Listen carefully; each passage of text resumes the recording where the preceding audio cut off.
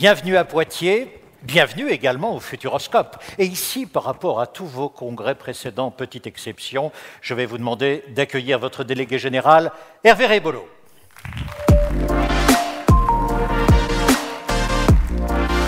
Merci Thierry. Quelques minutes pour un exercice statutaire. Vous savez, ou peut-être pas, je vais vous le rappeler, que DLR statutairement peut avoir une présidente ou un président élu pour 3 mandats de 2 ans. C'est-à-dire que théoriquement, ce président, cette présidente peut faire 6 années de présidence. Dans d'autres syndicats, dans d'autres fédérations, ce sont des mandats de 3 ans renouvelables 2 fois, 6 ans. C'est une durée assez traditionnelle.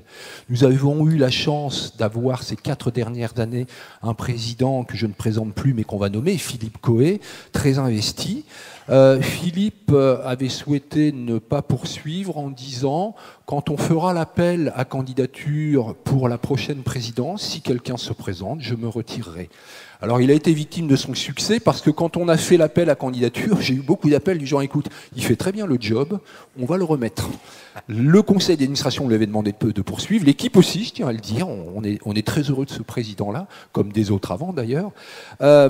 Donc, on a lancé un appel à candidature, il n'y a pas eu de candidat, Philippe a présenté sa candidature, et vous avez dû voir que nous avons fait un vote sur plateforme électronique, plateforme dématérialisée, qui s'est terminé lundi dernier. 300 et quelques votants étaient amenés à prononcer de l'ordre de 500 voix, un votant pouvant avoir plusieurs voix en fonction de son groupe d'entreprise, etc. À peu près 200 se sont exprimés et Philippe Coé a été élu président de DLR pour un nouveau mandat de 2 ans. Donc, merci Philippe, félicitations.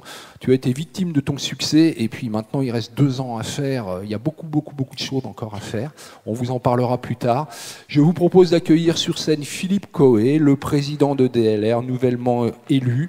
Philippe, si tu veux bien monter sur scène. Je ne te vois plus, voilà. Bienvenue, grand merci, grand merci. Je précise que c'est un plaisir de travailler avec toi.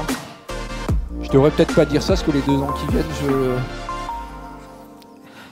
Merci. Je crois qu'on va commencer par regarder un... Mais ne vous inquiétez pas, il vient de fracasser tout, mais c'est pas grave. Oui, c'est pas grave. Merci beaucoup, merci Hervé, merci. Il nous a fracassé notre truc, Thierry, mais c'est pas grave. On commence par regarder. Installez-vous. Merci beaucoup, Hervé. On avait dit bienvenue à Poitiers, bienvenue au Futuroscope, c'est fait. On a fait un flashback vers le futur. Mais il y a également bienvenue dans les 60 ans de DLR. Et ce serait pas mal qu'en quelques minutes, nous puissions feuilleter l'album, ce que l'on fait maintenant. Je vous donne rendez-vous sur le chemin dans 1 an. Nous ferons notre prochain congrès, le 60e. Merci.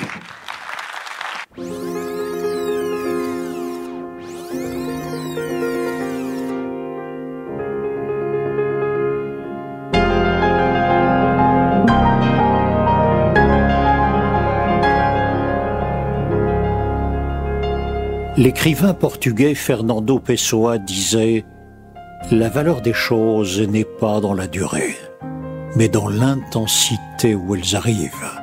C'est pour cela qu'il existe des moments inoubliables, des choses inexplicables et des personnes incomparables. »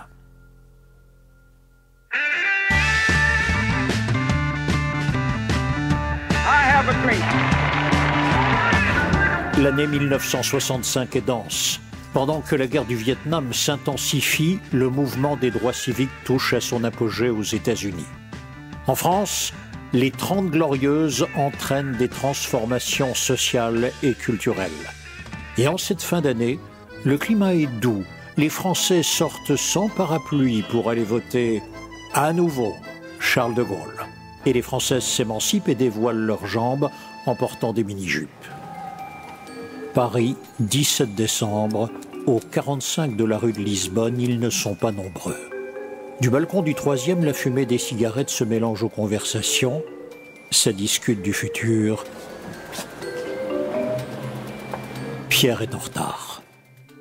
Ils ne sont que 20, venus des 4 coins de France, avec une seule idée en tête, se regrouper.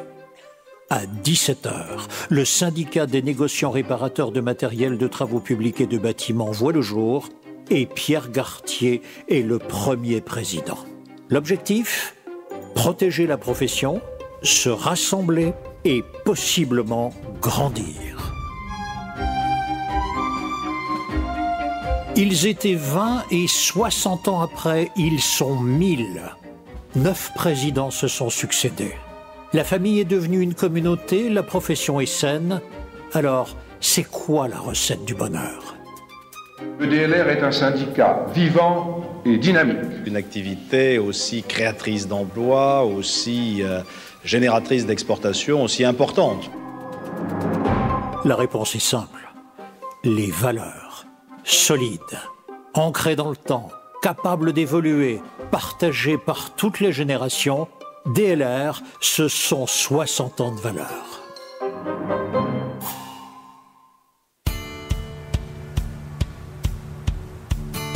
Pour résister aux secousses du temps, il faut être ouvert sur le monde et écouter ses changements. Le petit balcon de la rue de Lisbonne est devenu une terrasse prête à accueillir d'autres professions, d'autres syndicats. Distributeurs, loueurs, réparateurs de matériel de manutention, de levage, de construction modulaire, grues à tours, sanitaires mobiles, artisans ruraux, c'est ça la force du collectif. Entre-temps, le syndicat a changé de dimension, de statut, de nom, et il s'est refait un look. Welcome to Federation DLR. Taille XXL, la maison des matériels, mais agile, réactif comme un jeune sprinter. DLR va vite, développe de nouvelles compétences, accélère en écrivant des conditions générales de location, montre ses muscles avec la première campagne de sensibilisation contre les vols. Je vous réitère. La machine est lancée et elle tient la distance, même dans le monde du virtuel avec la création du premier site internet et de la web TV. Tracé, sans jamais s'arrêter, même avec un masque sur le nez, même pendant la Covid, toujours disponible pour ses adhérents.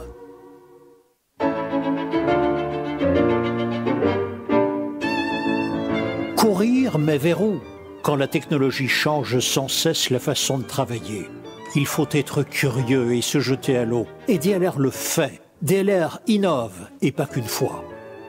Création de la certification Calimat et le label SE+, fait. Mise en place d'une démarche RSE, fait. Constitution d'une commission développement durable, fait. Démarche décarbonation organisée par la filière matérielle, fait. Investir dans l'IA, fait. Organisation de la filière dans la lutte contre les vols avec les forces de l'ordre, fait. L'effort demande parfois un moment de pause. Ralentir, souffler, regarder dans le rétroviseur, ne jamais laisser personne derrière. C'est la rencontre avec l'autre qui va provoquer quelque chose. Tant qu'on peut se frotter à l'autre, va jaillir quelque chose qui va être supérieur à la somme des deux. Jamais DLR n'a oublié l'autre, en animant une convention collective, en travaillant sur l'attractivité des métiers pour les jeunes, valorisés lors des WorldSkills. Cette humanité prend même un caractère sociétal quand elle s'oriente vers l'égalité homme-femme et l'emploi des seniors lors du premier club DLRH. Courir ensemble, c'est ça DLR. Une aventure collective, une expérience de convivialité. Oui, il y a de la chair, il y a du sang derrière les machines.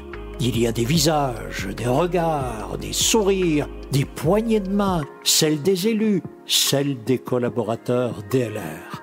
Ils œuvrent pour une fédération chaleureuse, capable de rassembler.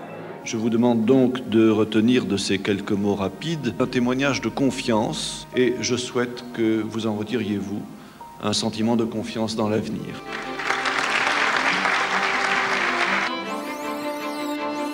Alors, 60 ans après, que reste-t-il des 20 participants sur un balcon de la rue de Lisbonne à Paris ?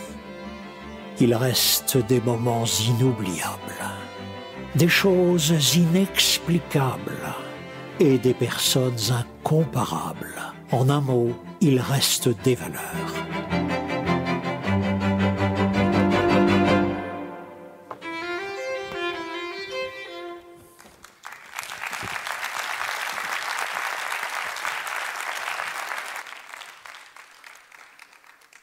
Bonjour à tous. C'est toujours avec un grand plaisir que l'on se retrouve dans notre congrès annuel qui devient maintenant chaque année ce moment où nous réfléchissons ensemble et où nous construisons de belles relations. Je commencerai par vous remercier pour votre confiance exprimée par vos votes. Et donc je suis très heureux évidemment de redémarrer une période de 2 ans, comme l'a dit Hervé, à la présidence de la Fédération. Votre confiance m'oblige et sachez que j'aborde ces 2 années avec beaucoup d'envie et d'engagement pour DLR. Cette année, nous avons voulu que ce congrès soit encore plus pétillant et inoubliable que les précédents, un moment de fête, mais surtout un moment de fierté pour notre profession. Le film que vous venez de voir résume non seulement le chemin parcouru, mais aussi la cohérence de notre action sur ces 60 dernières années. Dans ce film, nous avons voulu mettre en avant ces valeurs, forgées par nos prédécesseurs et qui, je crois, caractérisent les fondements de notre action. Ouverture, agilité, innovation, humanité et bien évidemment convivialité. Ces valeurs sont d'autant plus pertinentes qu'elles caractérisent, je crois aussi, notre profession et beaucoup de nos entreprises. Comme distributeurs, loueurs, réparateurs de matériel de construction et de manutention, nous nous sommes rassemblés dans cette grande maison du matériel construite sur ses piliers et dans laquelle chacun trouve sa place avec ses singularités. Chez DLR, nous pouvons à la fois nous exprimer auprès de commissions spécifiques ou de syndicats, mais aussi contribuer à des travaux d'intérêt général afin de promouvoir, développer et défendre notre profession. Nous sommes plus forts ensemble et prêts pour les défis du futur. Et cette force, nous la devons à notre histoire et nous voulions, avec ce film, rendre hommage à l'occasion de cet anniversaire aux gens qui nous ont précédés. Cette force sera aussi essentielle alors que nous continuons à naviguer au milieu de courants, de transitions, dont l'intensité et la diversité sont inédites. Ces dernières années, je vous ai souvent parlé de transition climatique, sociétale, digitale, et vous avez vu que les équipes de la Fédération ont relevé plusieurs challenges pour fournir à nos adhérents, à vos entreprises, des bonnes pratiques, des outils, afin de transformer ces défis en opportunités. Je ne vais pas tous les citer ici, mais je voudrais à cette occasion féliciter tous les contributeurs à ces travaux, adhérents et membres de l'équipe DLR. Aujourd'hui, nous avons devant nous d'autres transformations économiques, politiques, technologiques, et nous sommes dans un marché français de la construction et de la manutention qui reste encore très incertain.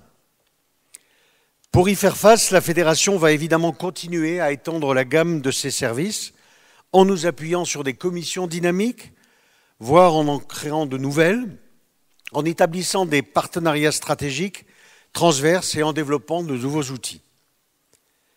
Nous allons aussi intensifier ce que j'appelle l'approche filière matérielle avec les fédérations de nos fournisseurs, Evolis et CEMAT, et les fédérations de nos clients, FNTP et FFB. Cela fait beaucoup de sens d'appréhender un certain nombre de choses de manière transversale avec ces filières. Quand on parle de décarbonation, de gestion des données, les data, ou d'attractivité de nos métiers, on voit bien qu'on a là des préoccupations qui traversent plusieurs de nos métiers et, encore une fois, plusieurs fédérations. Mais attention, la richesse, la diversité de ces actions ne doit pas nous détourner du terrain, des régions, des préoccupations de nos adhérents. Et je vous le dis encore une fois, nous aurons besoin dans toutes ces actions de la participation de vos entreprises, de vos collaborateurs, de vos équipes dans toutes ces initiatives. Et pour vous donner envie de vous engager, rien de mieux que le programme de ce congrès que nous avons concocté, qui est tourné vers le futur et qui doit nous donner envie d'y aller tous ensemble. Pendant ce congrès, nous aurons des éclairages de grands personnages, de grands contributeurs, des exposants innovants, les grands prix du matériel mettant en avant les nouveautés des constructeurs, et ce soir, une belle fête d'anniversaire qui renforcera la valeur de convivialité de la Fédération. Sans oublier évidemment les belles œuvres très inspirantes, les œuvres d'art d'Alphonse Marcel que vous avez déjà pu regarder et j'espère que vous aurez à cœur d'acquérir dans les prochaines heures. Donc dans ces 2 prochaines journées, nous allons continuer à construire DLR, donner du sens à toutes ces valeurs. Encore une fois, merci pour votre présence et votre engagement. Bon congrès et profitons bien tous ensemble de ces moments inoubliables. Merci.